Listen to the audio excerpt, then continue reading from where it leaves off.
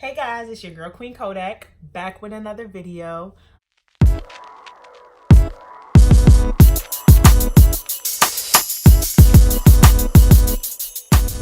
Now let's talk about the time my house got raided. All right, this story is fairly fresh, fairly new. So some of the feelings when I try to explain the story does kind of rush back to me. It does take me to a place where I'm like, I never want to be in that situation again. But let's just start off by saying that the reason why I was in the situation was for a number of reasons. So the last situation I was living in before this, my landlord was playing around because he wasn't holding up his end of the lease. And he ended up trying to, out of spite, evict us. So he told us you got 30 days to find somewhere else. Was new to the state, had no family really in the state. So I had nowhere to go. I could not rely on anyone because I'm so new. So I ended up resorting to Craigslist. Guys, please be careful when you go on Craigslist and you do anything, because that shit is a hit or miss. It's very risky. And in a living situation, trying to find a living situation on Craigslist is risky as well. And if you listen more to the story, you will find out why. So I find a guy on Craigslist. My other options were not working out. So I ended up setting a meeting with him. I pull up to the house. He had a Toyota vehicle out there. It was New York plates.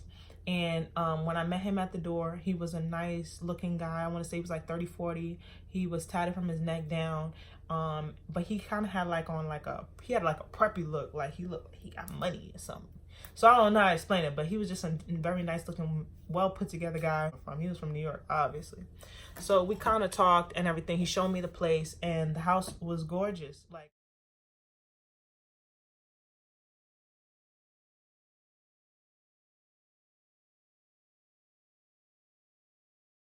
nothing I've ever seen before. It was beautiful. And I'm thinking to myself, you got this beautiful place and you putting a room for rent. So of course I asked, why are you putting this room for rent? Like, why are you renting this place out? This place is great. He says he's never home. He has a place out in Northern Virginia. He's never here, so he might as well rent it out. The landlord, let's give him a name, Michael. We're gonna call him that. I told him I'll think about it and I'll get back to him. He told me, well, I got eligible candidates that want to rent right away. So he kind of put a little bit of pressure on me. So I was like, all right, I'm gonna think about it. So I ended up deciding to stick with it. And I told him, you know, draw up the lease. And in 2 weeks we met up. I told him, draw up the lease. We will talk about anything I feel need to be changed. I'll let you know. So I told him the things I did not like, and he made the changes without any problems. So when I got to him, I told him I was gonna come after work. So this was 2 weeks later now, y'all. But the first time I saw the house, I was thinking to myself, this shit is too good to be true. What's the catch? Like, something don't seem right. And in between that week, that day I saw him, and the 2 weeks, I was questioning it. I was talking about it with my friends, my family. Everybody's kind of like, you tripping. Like, I'm like, nah, my gut is telling me like something's not right. Like, my gut feel like I need to stay clear of this. Like, I don't know why, but it's something bothering me. But I was so in love with the house. And I was so desperate to leave because I had nowhere to go. And I was running on a time frame that I just kind of swallowed it and push it off to the side. But my body, it was keeping me up. It was stressing me out. Like, I don't know what it was about this house that was troubling me.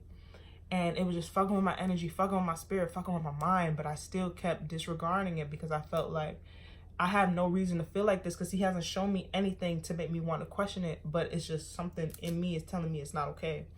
So I ended up seeing him the 2 weeks later, meeting him with him after work. I noticed that outside of his house, he has no vehicle. So, like I said, the first time I saw him, something was off. My energy was off with him. Second time now, I'm on high alert. I'm looking around. I'm noticing things that I never noticed. And I notice his car's not out front. So when I pull up to the house, I'm knocking on the door. He opens it. I'm like, that's crazy. I didn't realize that you were home like that, because I almost drove off because your car wasn't there. But he was like, oh, my car. Well, my car got stolen. So I advise you to be more careful than I was, because your car could get stolen apparently.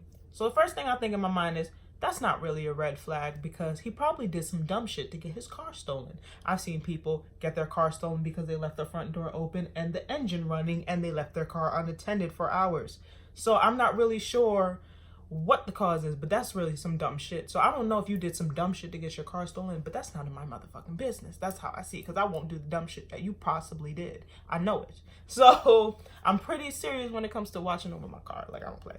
Now, moving forward, I ended up seeing one thing on the lease that I didn't like, saying that I couldn't have no overnight guests for more than 2 times a month. But I didn't really see it as anything, because I don't have any friends out here like that, and I work all the time. I'm a workaholic, and I don't really have no reason for people to be sleeping over my house like that. I'm single, so anyway, I'm moving. So I told him, all right, that's fine. I give him the security deposit, give him first month's rent. Everything's good. I'm looking around the house, and I'm seeing these like little devices all over the house, but I don't see them in my room. But these are things I'm noticing like later on down the line, but I never thought to question them, because I'm trying to get home now. I got work in the morning. I don't know what was going on through my head. I don't think it was the fact that I had all these things going on. I think I just didn't want to know, because I had to move in here ASAP, and I just was not thinking about that. Like, that was the least of my worries. So I move in, and I noticed like things that I never noticed before when I move in. Like, for example, the windows, they don't open. Like, they're all nailed shut. Like, I was just like, what the fuck? Like, you cannot get fresh air at all unless you go out the front door or the back door. He's very serious about the alarm system. He does not play. Like, he's very, I don't know if he was paranoid. He's just very guarded, and I just didn't understand why. So he did ask me for my phone number and my email, because he said that that's the only way he can contact me, because really it's by email, because his job, he can't have his phone around. And I said, that's cool, because my job, I can't have my phone either. I can be best reached by email. The day he decided to reach out to me by email, it was my 4th day living there, and I was off. So I got an email from him. I'm laying in the bed, I'm chilling. Now, I was comfortable in my bed. I was off, I had just woken up. And my phone goes off, it makes a noise, and it says from him, you know, Michael so-and-so has sent you a message. I see it, I open it up. He said, give me a call, I'm off. So he calls my phone, and he's like, hey, how you doing? I just wanted to let you know about my car being stolen situation. The police are stopping by to kind of look into it. So I'm just kind of letting you know that they'll be over shortly. So I'm thinking to myself, okay, completely normal. Okay, the police are coming. That's fine. Not worried. So I'm like, all right. So I'm just kind of laying in my bed, like, the police are coming, but I don't know when they're coming. So I'm just kind of like chilling in my bed. I have no sense of urgency, because we're still on the phone. He's just talking. So he gets off the phone with me. And when he gets off the phone with me, guys, when he gets off the phone with me, to this day, it still kind of gives me chills, because I never thought that I would be in that type of situation. Like, out of the random blue, I never thought that I would be involved in something like this. But when he gets off the phone with me, I literally hear this shit. Police! Police! Open the door! Open the door! Bro, what the actual fuck? So I'm sitting there like, I'm jumping. I'm startled now, because I'm kind of like, why are they banging like that? Like, why are they banging like I did something wrong? Like, why are they banging like they about to bust through this shit, like, in any moment? Like, why are they banging like, police, police, open the fucking door, open the door.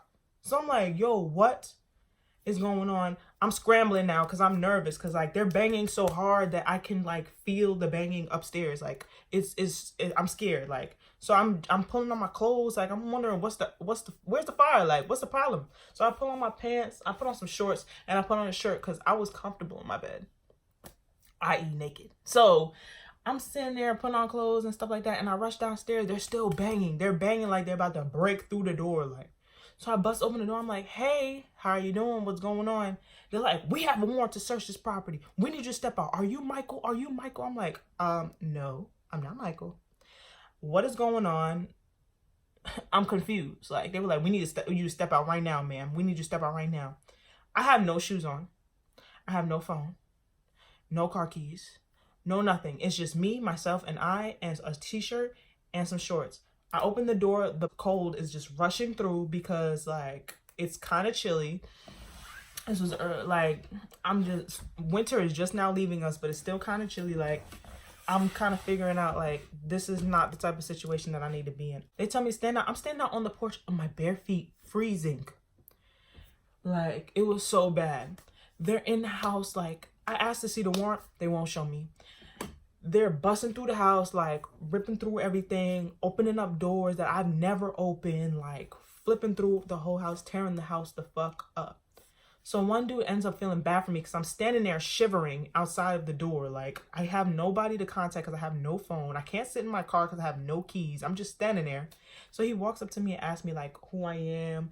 He wants to know who I am. He wants to know a little bit about me and stuff like that. I tell him where I work, everything like that. He was like, look, I'm going to go get you some shoes. I'm going to get you your phone. I'm going to get you your car keys. And I told him I just moved in here 4 days ago. He was like, well, I'll get you your phone. Show me the lease. We'll skip your room if you really did just move in here. So I'm like, okay, that's not a problem. Thankfully, I took a picture of my lease because my landlord had the hard copy of the lease. He claimed he was going to make copies and he never did. So when I got my phone, I showed him the pictures. I got my keys and some shoes. At this point in time, I'm calling my landlord from the number that he called me from because that's not even the number that I had saved for him. He called me from a whole random ass number. I'm calling the number back. I'm calling his number. No answer. I'm emailing him. No answer. Like, he's off the grid. So I'm like, what the fuck? So I'm in my car. I don't know what to do. I drive to go get some food. I come back. They're still raiding it. Mind you, they were raiding that shit for 6 hours. They were raiding the whole house for 6 hours. And I'm standing outside on my day off, staring at them, watching and wondering, how the fuck did I end up in this situation? Oh yeah, my dumb ass went on Craigslist. This is a learning experience. Lesson learned, okay? Lesson truly learned. And I'm like, I gotta get the fuck up out of here. So one of the guys, because outside the house, there was the fire marshals, the sheriffs, everybody was outside the house, posted up. Like, we got unmarked cars, like, outside the house. They're running through this shit with no problem. They're walking out with bags on bags on bags of evidence. I'm saying bags on bags. They were asking me questions about this person, car belonging to this person and this person. I don't know who these people are. I'm just saying, look, I just moved in here. I don't know shit. They're like, oh, okay. They're like, do you realize this is a camera? This is a camera. Do you realize he has cameras all over the house with audio? Are you aware of that? I'm like, cameras all over the house with audio? He's like, do you know where they feed into? I'm like, whoa, fuck the feeding in. I don't know nothing about that. Cameras all over the house with audio. Yes, he had cameras with audio. So he was able to not only watch me, but hear me as I'm moving around the main areas of the household. It was bad. He had motion detectors. He had everything all over the house. And I did not know any of this. I did not notice any of this. Like, I worked so much. Literally the 3 days that I was there, I was going to work and coming back. When I work before the sun rises and I come back after the sun falls. So all I do is sleep. Like, I did not peep that all of this was in the house. So I'm beyond uncomfortable. Like, everything in me is like, my body was telling me, I told you so, bitch. You should have just listened to me instead of listening to these dumbass people you call your friends. Like, I was upset. I was bothered. I was uncomfortable. The guy was just telling me, like, I feel bad for you. Like, you need to really move ASAP because we walked in with one warrant and we're walking out with two. We have enough evidence to put him in jail. So please. And I don't think he was supposed to tell me that, but he told me. And he was like, we have enough evidence to put him in jail. Like, you really need to look out for yourself and find somewhere else to live. And it just, like, made me realize, like, I gotta go. And it took me some time to gather myself and go because after they finally did everything, they told me I can go back in the house. Everything about me I was paranoid. I was looking out the windows, like, I was nervous because even after the house got raided, because they also told me they raided the house once before, the month before, and they found nothing. And then he put people in this house and they raided again and found all this evidence. I don't know what that meant, but it's like the fact that he told me that they raided this house before last month, that shit really bothered me. Like, so I was so paranoid. Like, I just felt bothered. I felt uncomfortable. I felt unsafe. I just didn't feel comfortable. They took all the cameras out and everything like that and took it with them. But the house was torn up.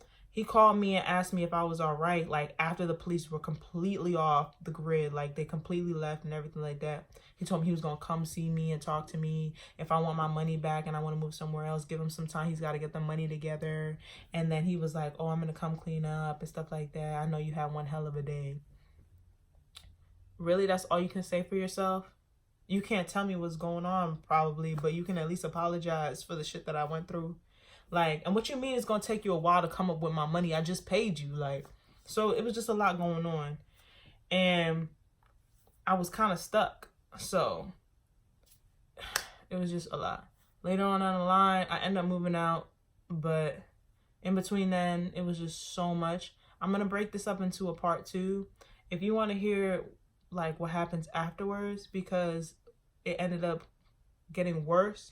If you do want a part 2 about my crazy landlord, then let me know. My advice for you guys is please be careful when you go on Craigslist. Ask as many questions as you can. It's just like, just don't do Craigslist at all. Like, especially when it comes to finding somewhere to live, like that shit is dangerous. And I was in a very dangerous situation. It could have been a lot worse. I don't know what kind of business he was into, but it was not safe for me and safe for my career, because my job, you can't be in those type of situations. So I had to find a place to move very quickly. Now my new living situation, I'm very comfortable. I feel very safe. My landlord is the best. It was just, he's so easy going to work, easy to deal with, easy to work with. So I am in a better space now, guys. But I do thank you so much for listening to my story time. If you have any questions, comments, concerns, feel free to put them in the comments below. Don't forget to like and subscribe. If you want to hear more stories from me, any ideas, please feel free to also comment that. Thank you so much, my kings and queens, for listening to my story time, because I know you didn't have to, but thank you for taking the time out. If you are still watching, thank you for taking the time out to listen. Stay lovely, stay blessed, stay royal. Bye.